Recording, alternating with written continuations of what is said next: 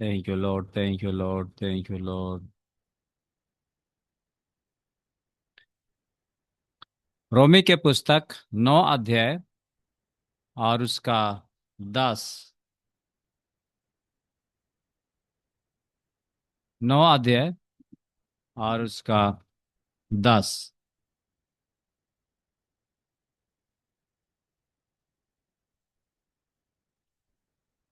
Thank you Lord. ठीक है, आप में से कोई भी जन पढ़ सकते हैं। आ, और केवल यही नहीं, परंतु जब रिबका भी एक से अर्थात हमारे पिता इसहाक से गर्भवती थी।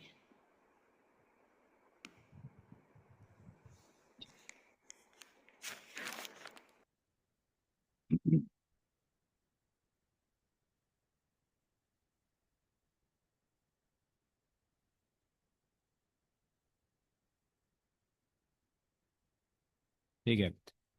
तो अब्राहम को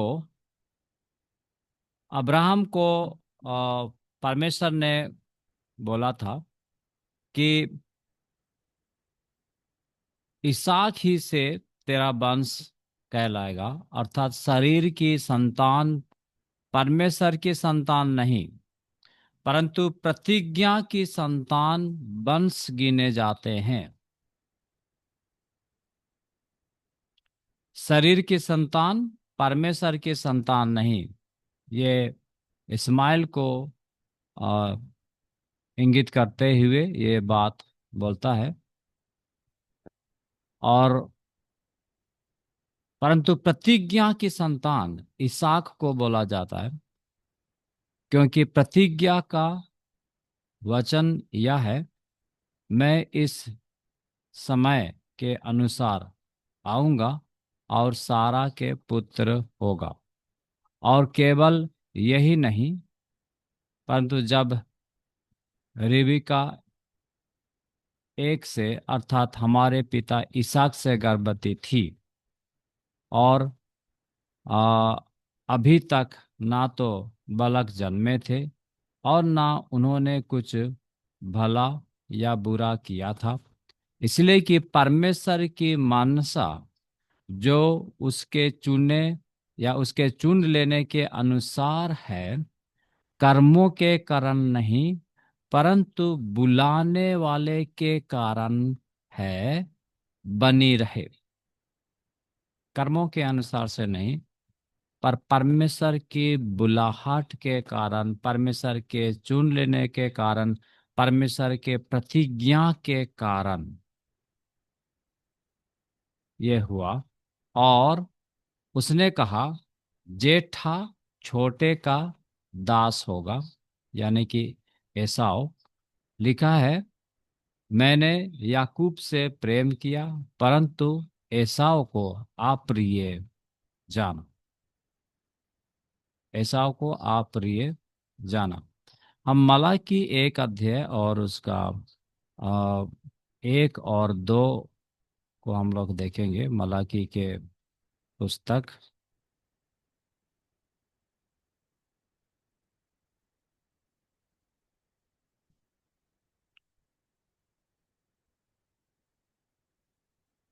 कोई भी पढ़ने में सहायता करे। और मलाकी के सबसे द्वारा लास्ट बुक। ठीक है। इसराइल के विषय में कहा हुआ यहोवा का भारी वचन। यहोवा यह कहता है, मैंने तुमसे प्रेम किया है, परंतु तुम पूछते हो, तूने किस बात में हमसे प्रेम किया है।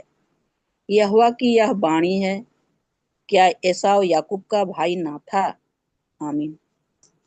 हाँ, परमेश्वर इसराइल के प्रति प्रेम करता है।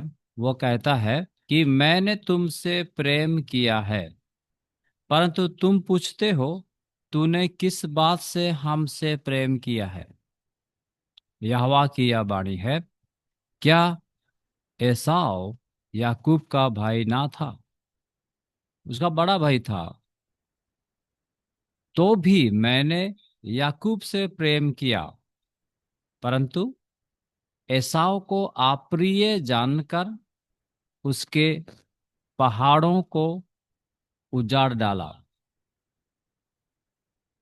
और उसकी पैतृक भूमि को जंगल के गिद्धड़ों का स्थान बना दिया।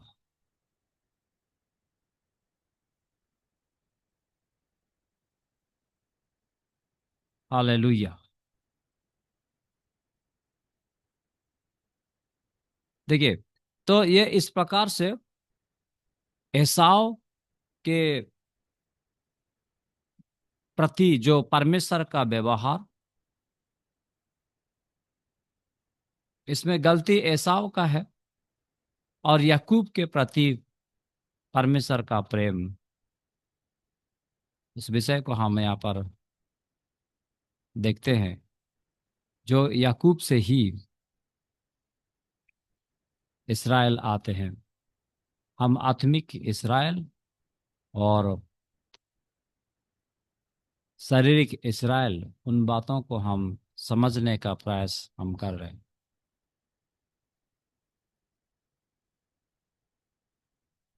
कल हम इस बात को देख रहे थे कि पौलुस बोलता है कि मैं अपने कुटुंबी में जो उनके लिए मसीह के समान स्थापित हो जाता तो भी मैं रेडी हूँ, और मैं उनको बचाना चाहता हूँ। मैं इसलिए जो बहुत ही दुखित हूँ, क्योंकि वे इस बात को नहीं समझ पा रहे हैं।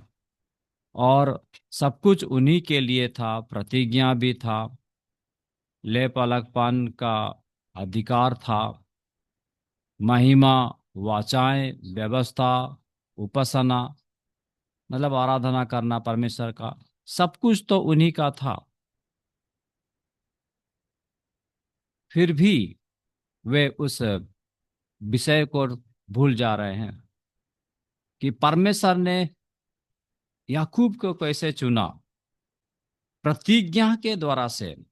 ये नहीं कि आज हम इसहाक या रेवी का कुछ उन्होंने अच्छा किया या बुरा किया, ऐसा कुछ है नहीं।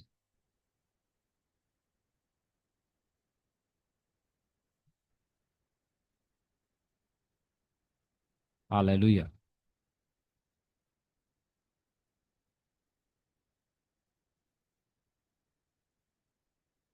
पर परमेश्वर के प्रेम और परमेश्वर के चुन लिए जाने के द्वारा से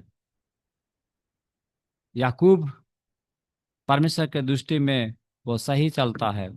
एसाव परमेश्वर की दृष्टि में अनुचित रास्ता पकड़ता है, वो प्रतिज्ञा से अलग हो जाता है।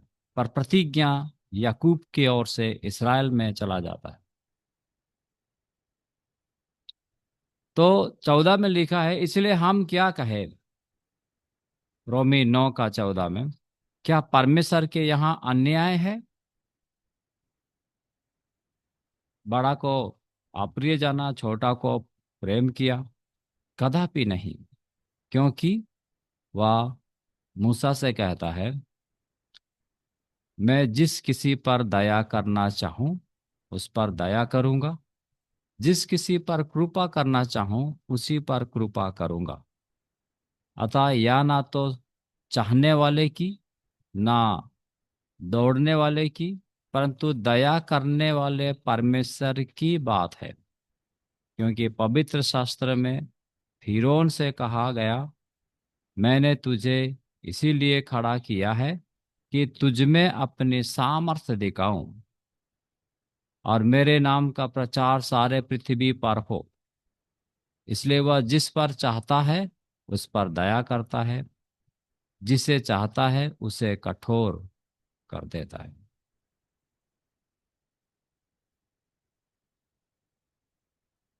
हालेलुया।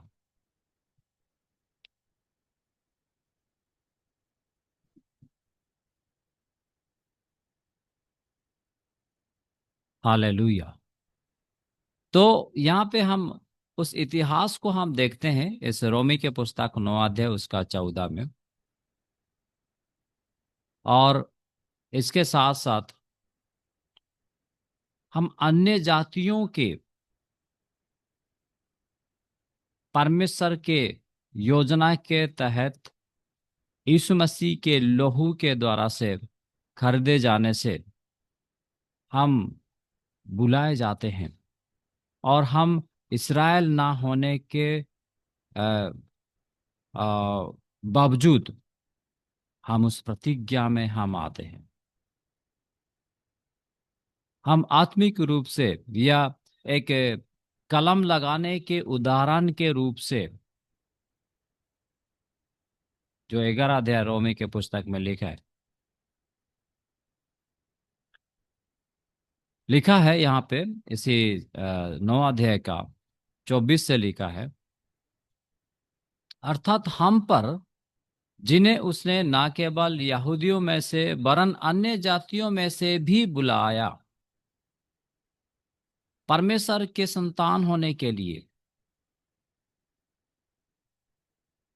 इसमें एसाव भी आ जाता है, एसाव के वंश भी आ जाते हैं।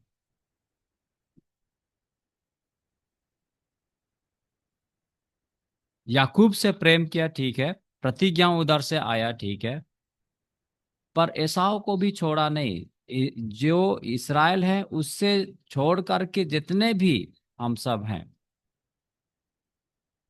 एसाव के लोग भी, वे अन्य जाति अर्थात गैर इस्राएली, इसलिए यहूदियों में से वरन अन्य जातियों में से भी बुलाया। जैसा वह होशे की पुस्तक में भी कहता है, जो मेरी प्रजा ना थी उन्हें मैं अपनी प्रजा कहूंगा, जो प्रिय ना थी उसे प्रिय कहूंगा। और ऐसा होगा कि जिस जगह मैं उनसे यह कहा गया था कि तुम मेरी प्रजा नहीं हो, उसी जगह वे जीवित परमेश्वर की संतान कहलाएंगे। हालेलुया। देखिए, इसको हम देख सकते हैं।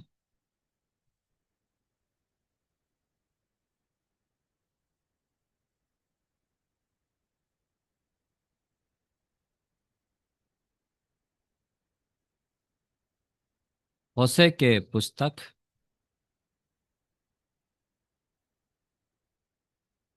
उसमें आ, एक अध्याय और उसका 10, एक अध्याय का 10 मैं पढ़ दे रहा हूं आप सबके लिए। तो भी इस्राएलियों की गिनती समुद्र की बालू की सी हो जाएगी, जिनका मापना गिनना अनहोना है।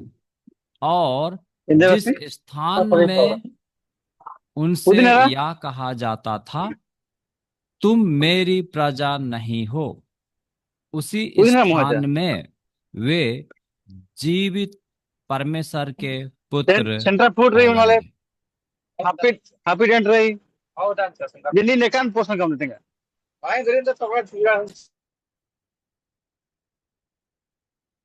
हालेलुया।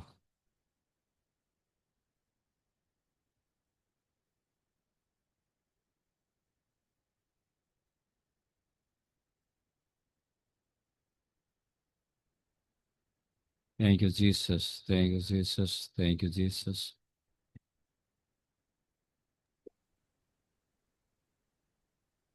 वचन बोलते समय में सो गई, क्योंकि नींद लग रहा था। ठीक से वचन सुनी, आधा नहीं सुनी, इसलिए कोई रुकावट ना हो। Thank you, Lord. Hallelujah. ठीक है, तो देखिए, ये इस प्रकार से हम देखते हैं यहाँ होशे के पुस्तक में। फिर हम लौटेंगे फिर से रोमी के पुस्तक 9 अध्याय में।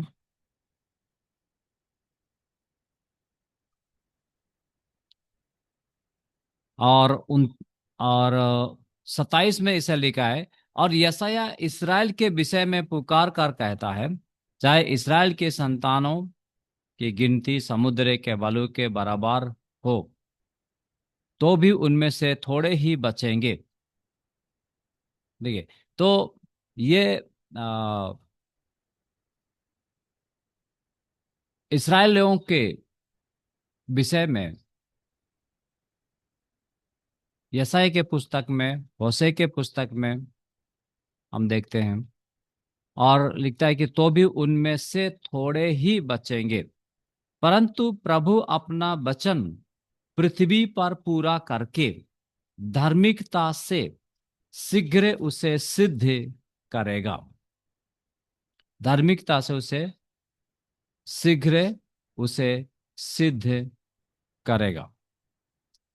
जैसा यशायाह ने पहले भी कहा था, यदि सेनाओं का प्रभु हमारे लिए कुछ वंश ना छोड़ता तो हम सदोम के समान हो जाते और अमोरा के सदृश ठहरते, नष्ट हो जाते। पर परमेश्वर इस्राएलियों को नहीं छोड़ा है, पौलुस का यह बोलना है।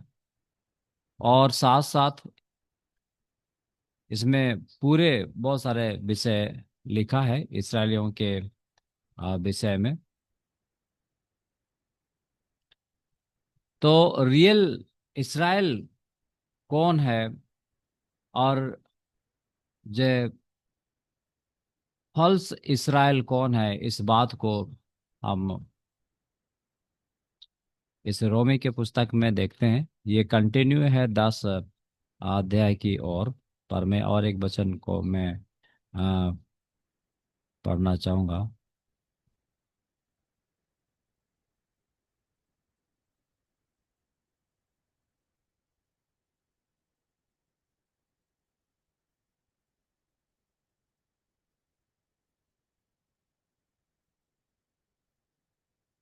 और मेरे साथ में खोलेंगे यूहन्ना रचित सुसमाचार 8 अध्याय और उसका 37 को कोई पढ़ेंगे।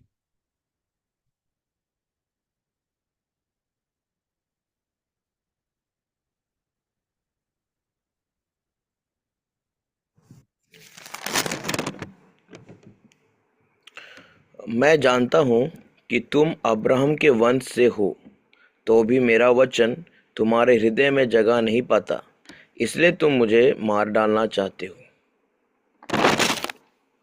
हाँ,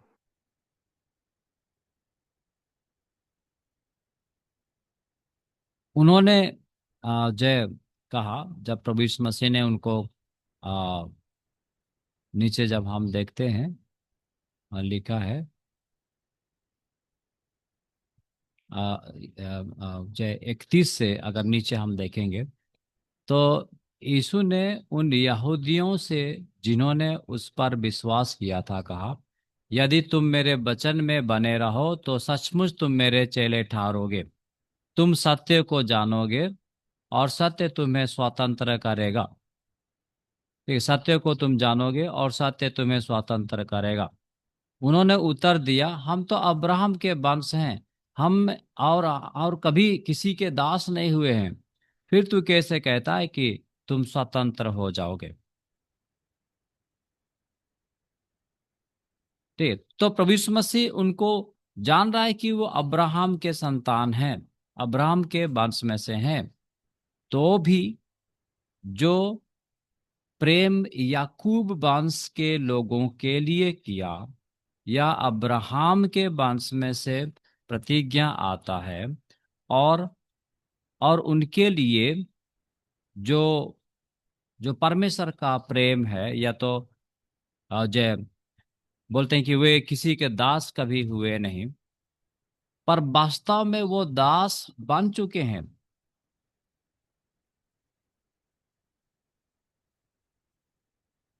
शायद इनके समय में जो आर्थिक दृष्टि में किसी के दास नहीं हुए, पर बाद के इतिहासों में हम देखते हैं वे दास बने।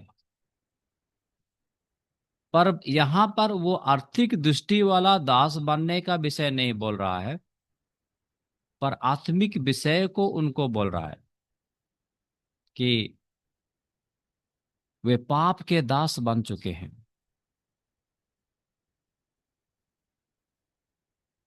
यीशु ने उनको उत्तर दिया कि मैं तुमसे सच कहता हूं कि जो कोई पाप करता है वह पाप का दास है, और दास सदा घर में नहीं रहता, पुत्र सदा रहता है। इसलिए यदि पुत्र तुम्हें स्वतंत्र करेगा तो सचमुच तुम स्वतंत्र हो जाओगे। मैं जानता हूं कि तुम अब्राहम के वंश से हो। प्रभु यीशु मसीह को मालूम है कि वे अब्राहम के वंश हैं, तो भी मेरा वचन तुम्हारे हृदय में जगह नहीं पाता, इसलिए तुम मुझे मार डालना चाहते हो। मैं वही कहता हूं जो अपने पिता के यहाँ देखा है, और तुम वही करते रहते हो जो तुमने अपने पिता से सुना है। यहाँ पर बहस हो जाता है। उन्होंने उनको उत्तर दिया, हमारा पिता तो अब्राहम है। यीशु ने उनसे कहा, यदि तुम अब्राहम के संतान होते तो अब्राहम के समान काम करते, परंतु तुम मुझ जैसे मनुष्य को मार डालना चाहते हो, जिसने तुम्हें वह सत्य वचन बताया जो परमेश्वर से सुना। ऐसा तो अब्राहम ने नहीं किया था। तुम अपने पिता के समान काम करते हो। उन्होंने उनसे कहा, हम व्यभिचार से नहीं जन्मे, हमारा एक पिता है अर्थात परमेश्वर। यीशु ने उनसे कहा, यदि परमेश्वर तुम्हारा पिता होता तो तुम मुझसे प्रेम रखते, क्योंकि मैं परमेश्वर की ओर से आया हूँ। मैं आप से नहीं आया, परंतु उसी ने मुझे भेजा। और उनको ये बताते हुए बोलता है कि तुम अपने पिता शैतान से हो, अब्राहम से नहीं। उनको समझा रहे कि शारीरिक जो विषय तुम सोच रहे हो वो असली बात नहीं है, पर आत्मिक विषय असली बात है। अब्राहम के वंशज से पैदा हो जाना वो काफी नहीं, पर पाप के दासत्व में हो तो तुम अब भी, तुम्हारा पिता अब्राहम नहीं है, तुम्हारा पिता शैतान है। और यदि उसके पाप के दास हो तो स्वतंत्र नहीं हो, स्वतंत्र नहीं तो अधिकार नहीं। हालेलुया। हमारे जीवन में ये अधिकार जे ना छीना जाए, स्वतंत्र और परमेश्वर के वचन को हम सीखते जाए, पाप के दास हम ना हो। प्रभु सबको आशीष करे। आमीन। हम इसे कंटिन्यू रखेंगे।